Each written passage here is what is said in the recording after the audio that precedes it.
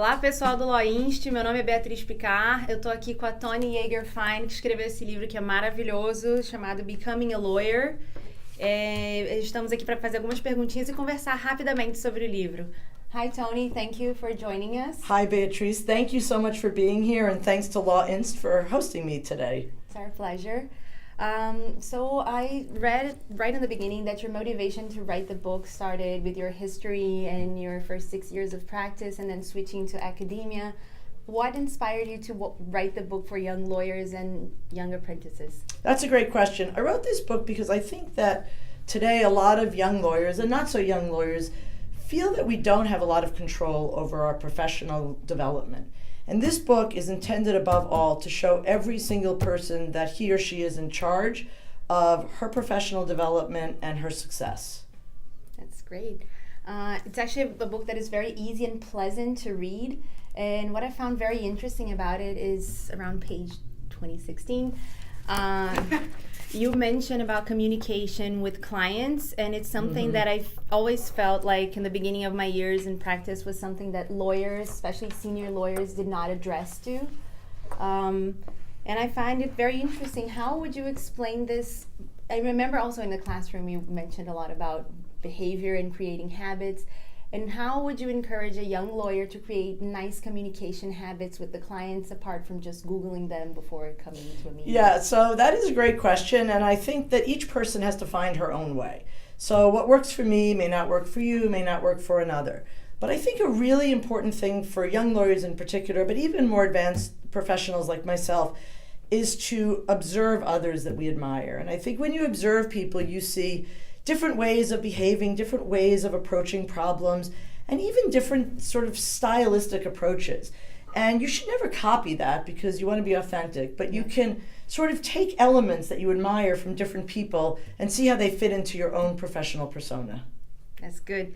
And I have one other question around page 100.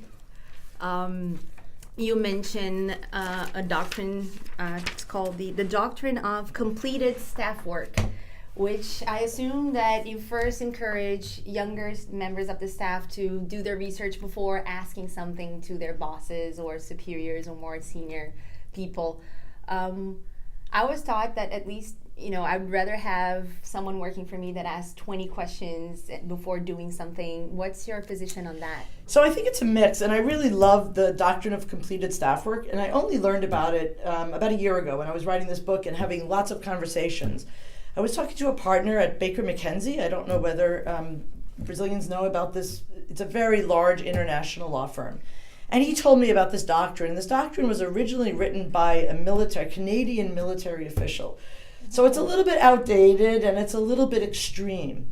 But I think, I want to say a couple things. First, your instinct is really right. When you have questions, you have to address them.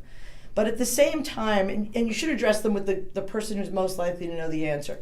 But I think what you want to do first is be as resourceful as you can. So don't just ask a question that comes up. Think through the problem, use the materials at your disposal, and then if you really, really do need to ask a question, ask it so that you don't go down the wrong rabbit hole. To me, the lesson from the Completed Staff Doctrine, I already forget the name of it, is that you should try to bring the boss as many solutions rather than problems and do your homework.